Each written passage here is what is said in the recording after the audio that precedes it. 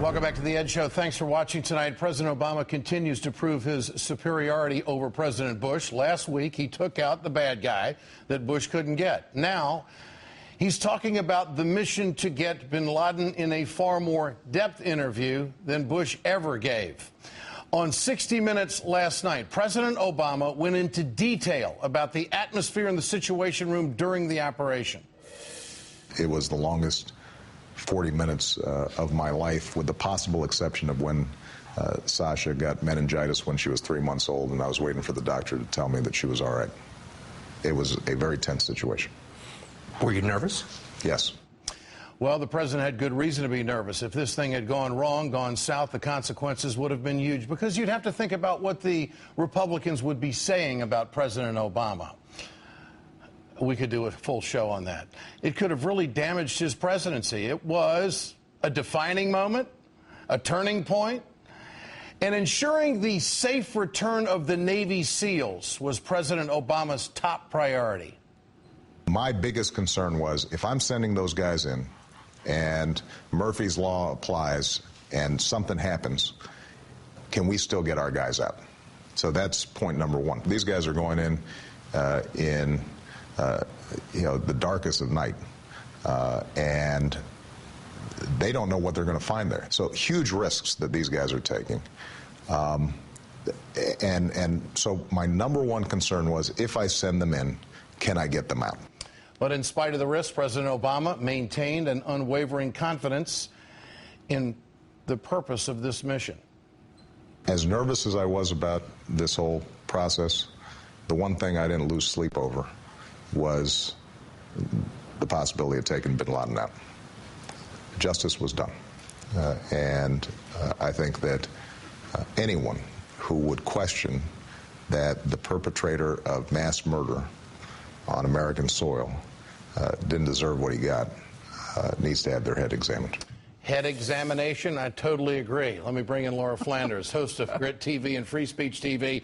What was that comment? Was that a shot to those who were saying, oh, gosh, we might have fallen off the moral high ground here? How'd you take that? Ed, you know, I hate to break your rhythm here, but this is one of those heads the president thinks needs examining. Good. Tell me why. I'm one of those who says you can say a lot of things about what happened Sunday night. You can say it was justified, but justice is not the word. It wasn't what we stand up for around the world and call justice. Osama bin Laden wasn't guilty? Courts, he wasn't guilty? Charges, that's justice. You can say it was justified. It was justified to go into a sovereign nation and take out your man. Justice, it's not. It's maybe semantics, but I think it's more than that. I think we have been throughout, since 9/11, been talking about distinguishing ourselves from other types of rules of law. This was a military action. We're at war. This is a military action. They're going into a combat zone.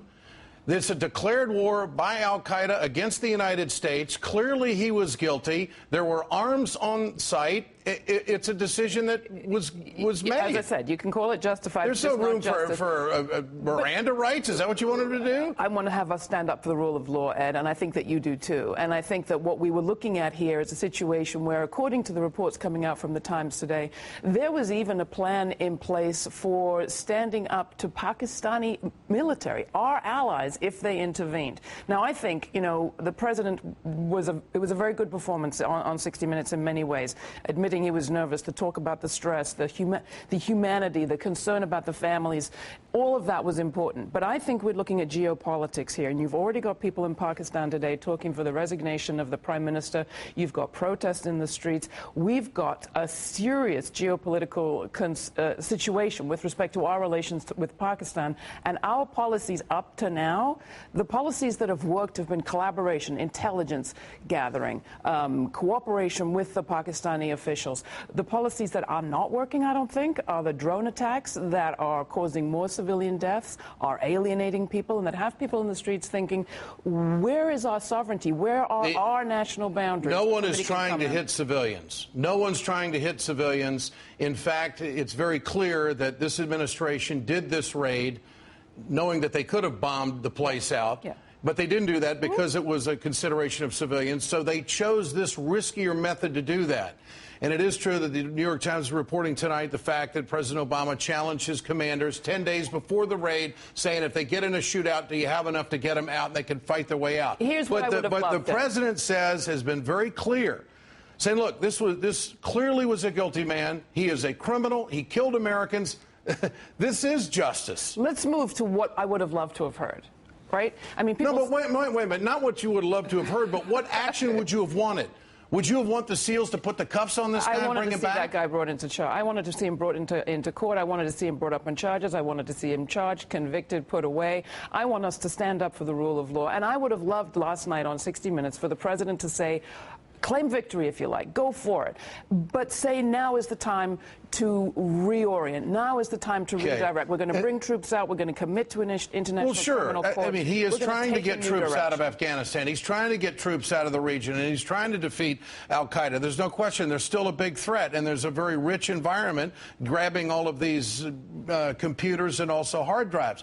What does capturing bin Laden cement President Obama's legacy? Yeah, I think he's on the footstep of greatness. I think he's made a huge step forward, and I think that with these documents that came out of the compound, you see a big concern about threats to our bridges and our roads and our trains. I think, great, let's talk about the threats to our bridges and our roads and our trains, of infrastructure failure to invest, of what we need to be doing here. We can't just send SEALs in to bust up the budget fight. We have to actually now refocus here and talk about where our security sits at home. And I know you agree with me. I do agree with you on that. But I also agree that President Obama could not have done a better job on any of this across the board. Where are the mistakes? I want to see the commitment to withdrawing the troops. I want to see. But on this operation, where are the mistakes? There aren't any. There has not been one mistake by this president on this operation. I would say that the communications foul-ups immediately following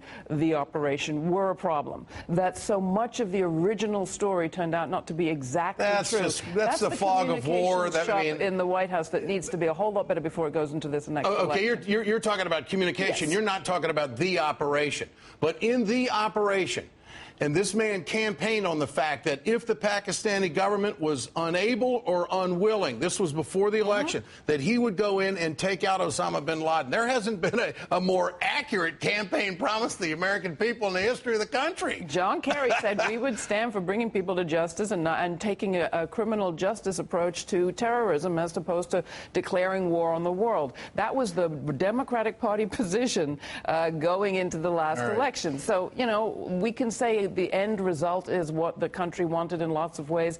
Was it possible to do things differently? I think so, and I wish we could have stood up. You're wrong, respectfully. Laura Flanders, good to have you with us tonight. Thanks so much.